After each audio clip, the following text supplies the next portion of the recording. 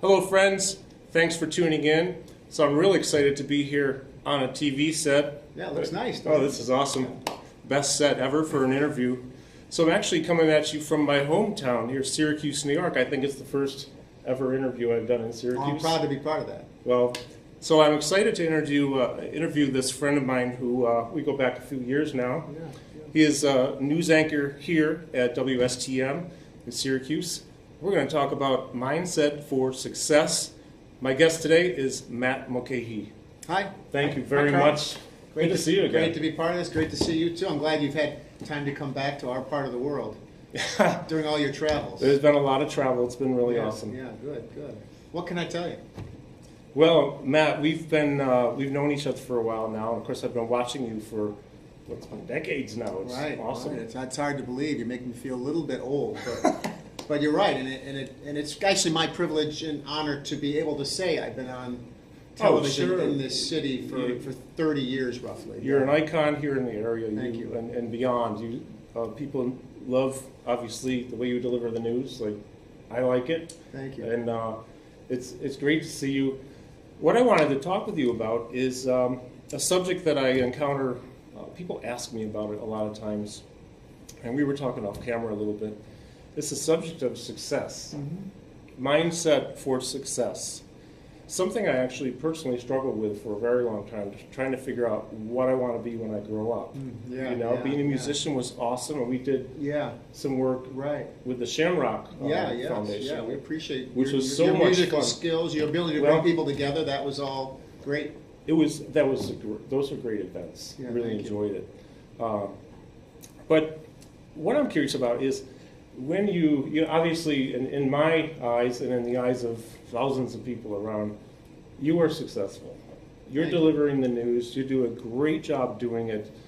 And like we were talking also off camera, you're consistent. We all have bad days. We'd never know when you have a bad day because you just deliver, because you have to, right? Yeah. So there's so many different aspects to success.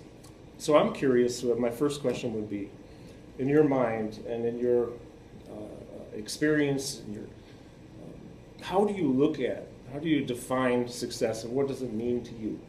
Well, I think that question about how do you define success is important, and it's very personal and individual.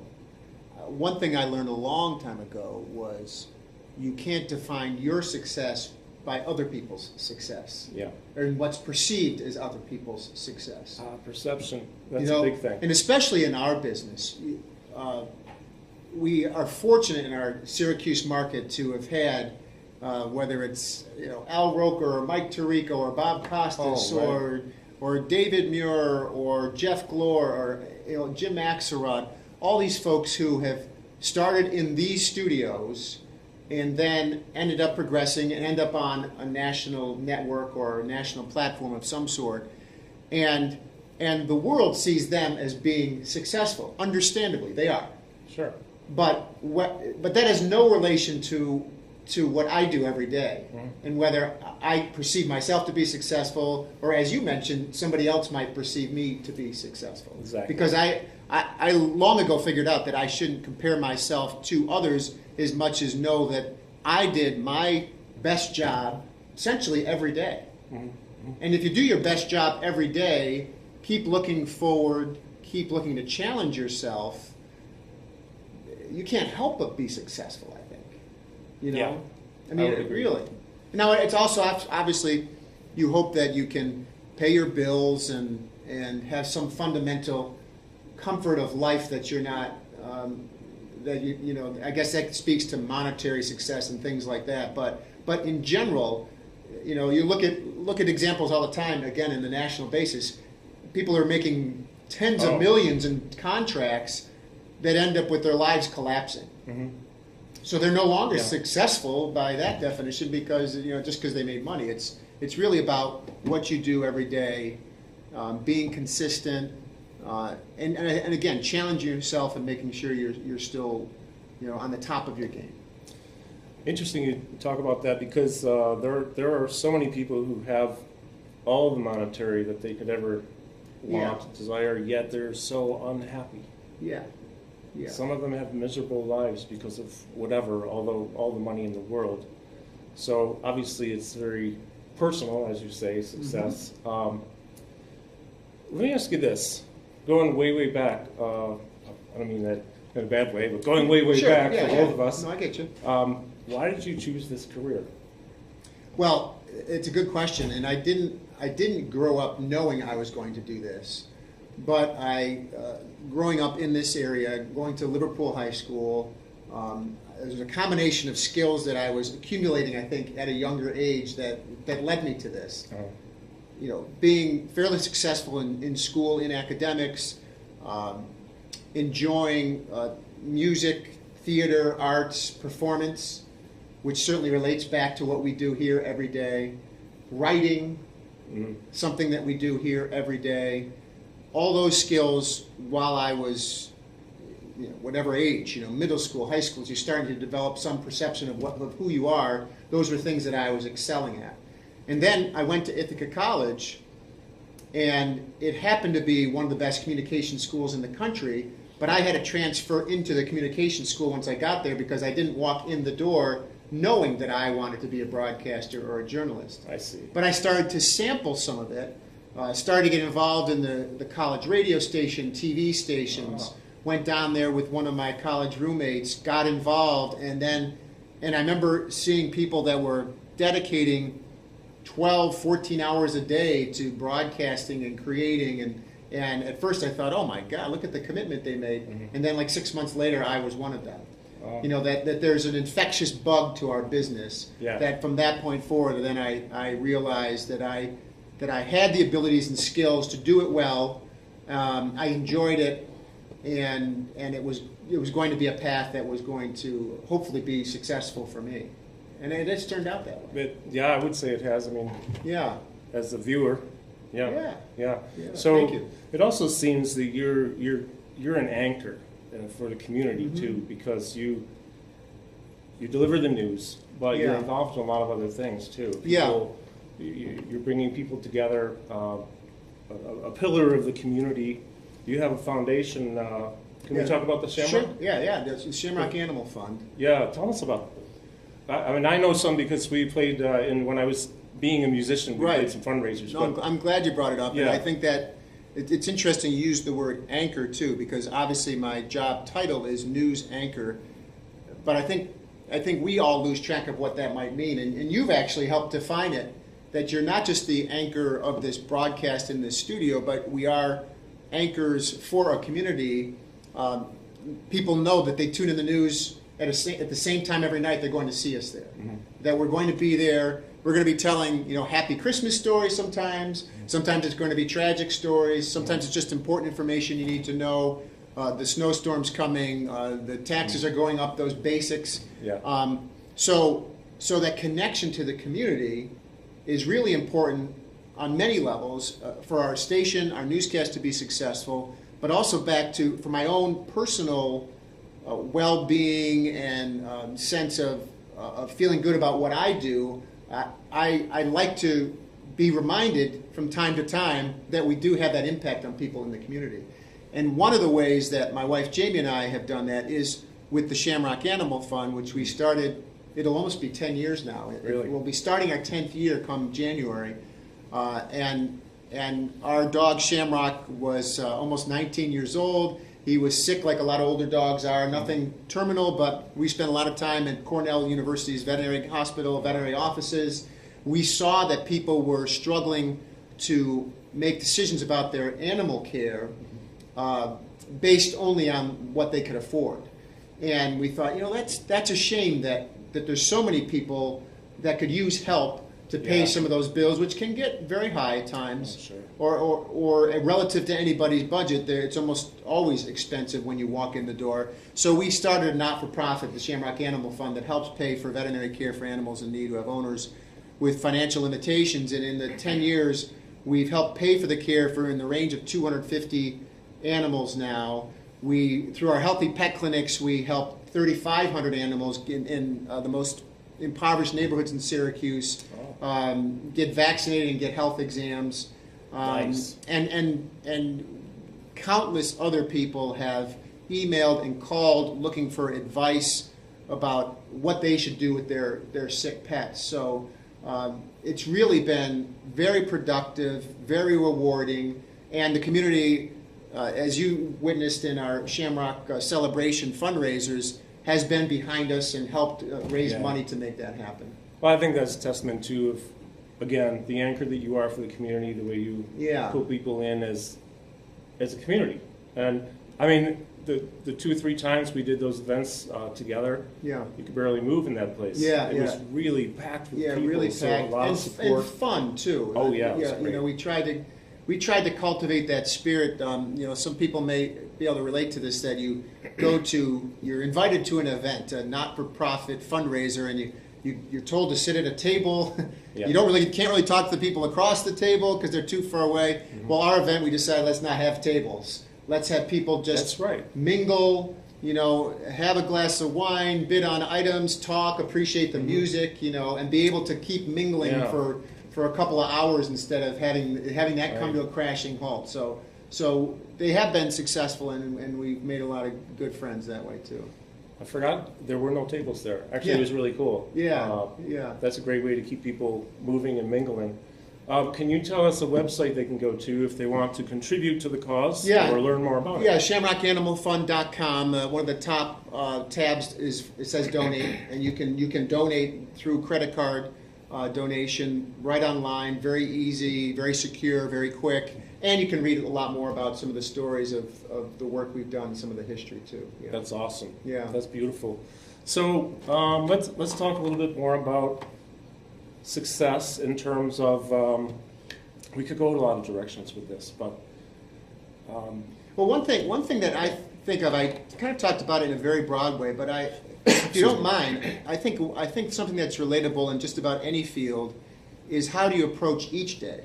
You know, more on a micro level instead of just the big picture year after year, and how do you measure it? And I think that goes back to, you know, how do you come to your job every day, if it's your job where you're finding success, or maybe there's something else, but how do you approach it each day?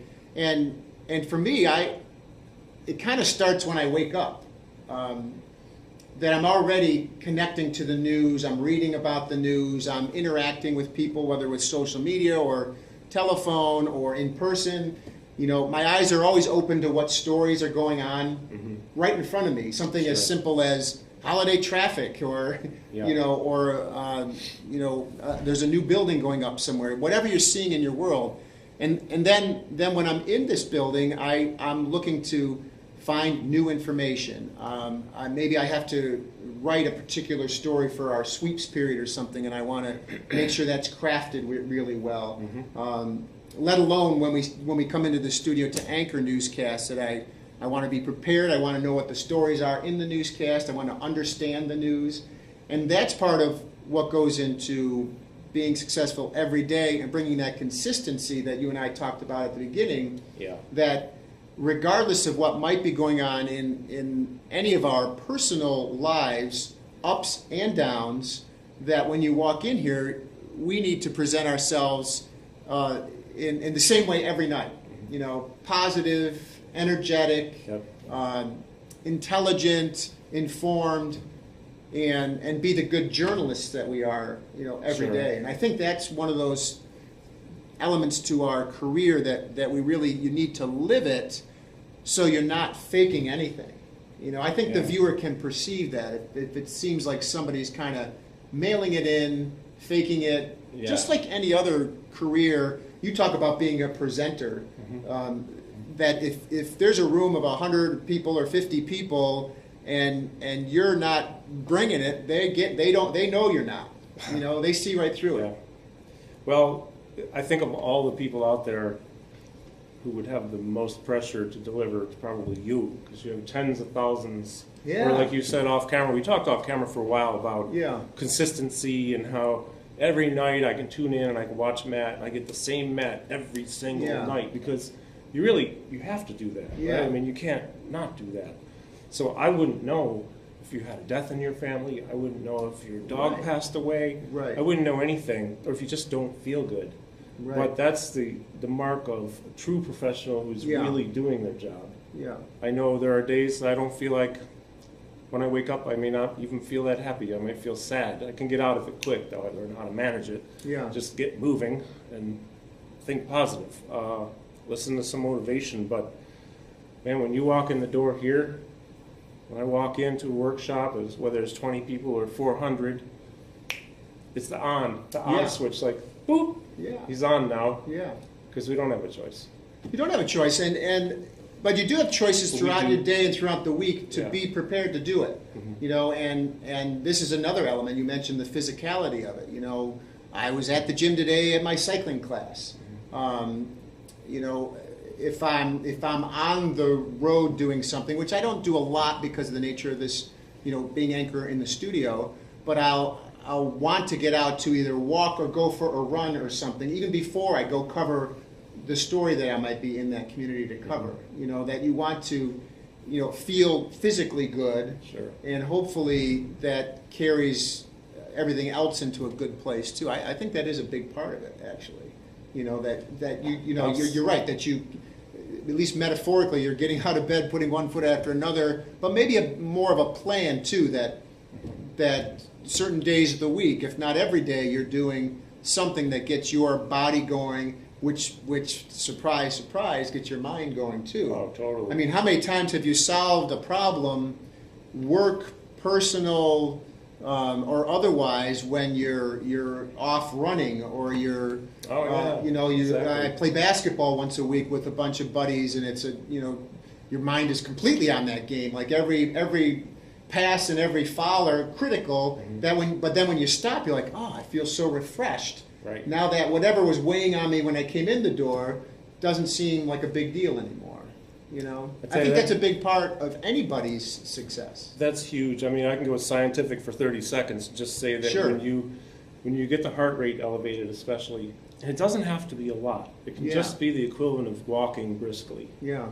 Scientifically, there are things that happen, biochemistry and all this, that cause your brain. Actually, we talked about that too before we started. This neurotrophic factor that can it's created by the brain. BDNF, you can look it up, and that just changes things. Plus, there are other chemicals and hormones and things that, you know, movement has been. And I'm so glad to hear you talk about this. I think it's so powerful. But movement is really exercise. Just movement is like nature's antidepressant, right? No doubt about it. I mean, we read about this all the time, but it's true. When I wake up and I don't feel happy, Yeah. I just need to move. And Yeah. within minutes, I feel better. And good point you brought up about solving problems. I love riding my bicycle. Yeah. I have solved a lot of problems on my bicycle. Yeah. I don't even, sometimes, you know how it is when you're driving, you don't even remember the exits. You just show up where Exactly. I don't even remember pedaling. I just remember solving a problem. Yeah. But that's powerful. So the way you approach each day, though, I think these micro ingredients to success, you can't be without examining and dealing with the micro ingredients to have the bigger success picture happen. Because without the micro, you won't have the macro. That's true. And another element to it, before we run out of time, is seeing success in others based on how you might influence them.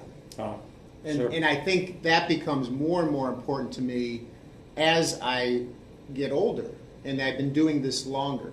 You know, when you're brand new at your profession, you're just hard charging essentially for your own success, your own. You're learning the skills. You're trying to, make it through the nervousness of your first live shots or your deadline reporting and all the energy that comes with that, which is thrilling and exciting.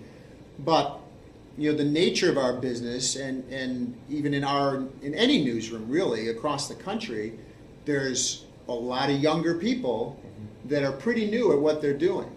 Sure. And part of my job and part of the job of anchors in my role at our station and at others is to help facilitate their growth and their success.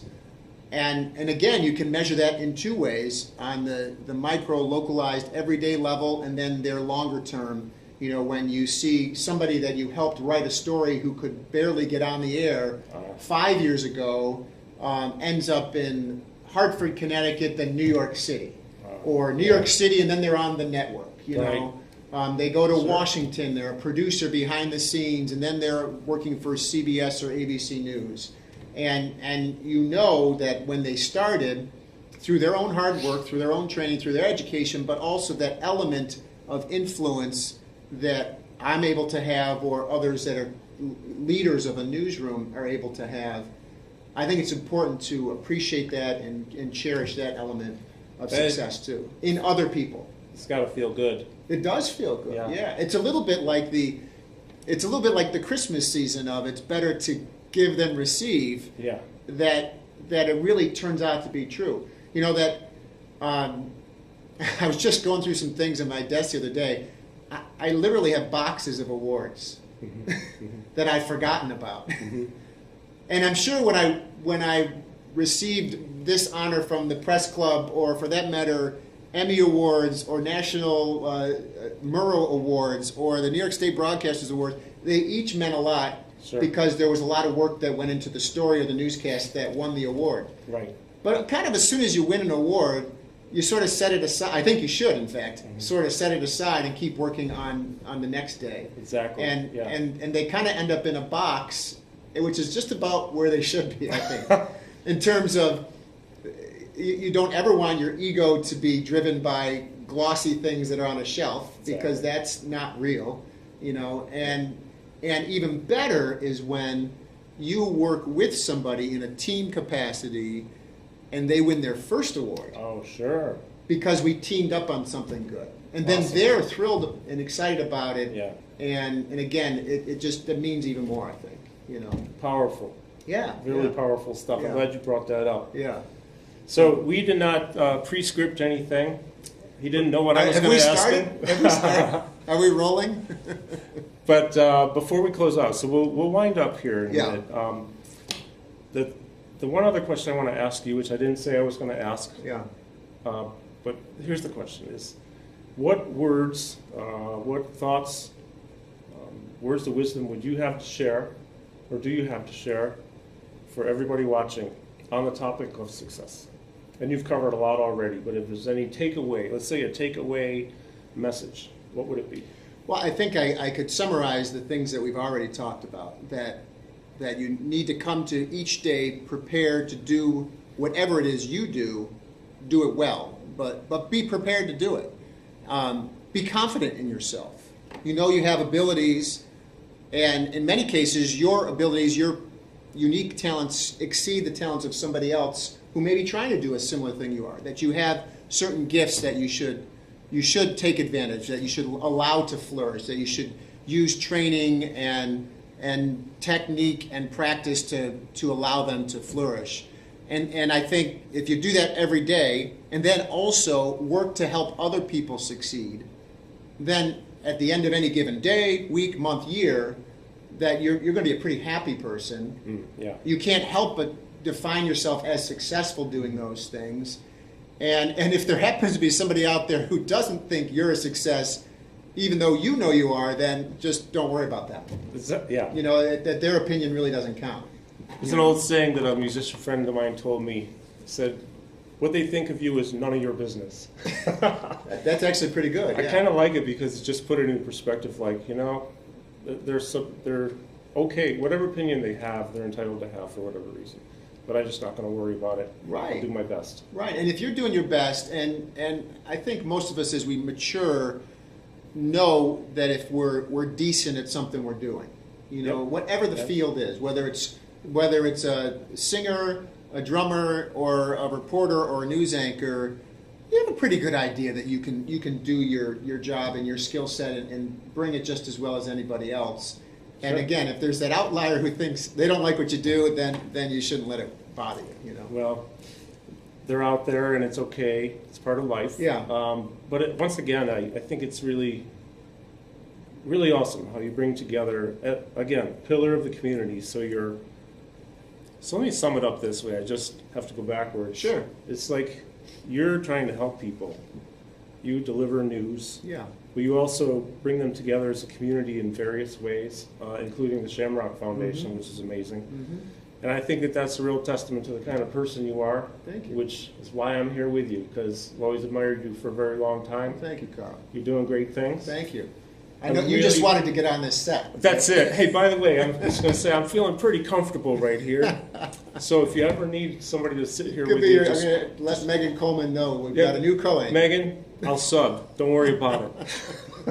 Thanks for No, asking these thank you. questions. It's a pleasure. No, it's my pleasure. Honored to have you here. Certainly honored to be on this set.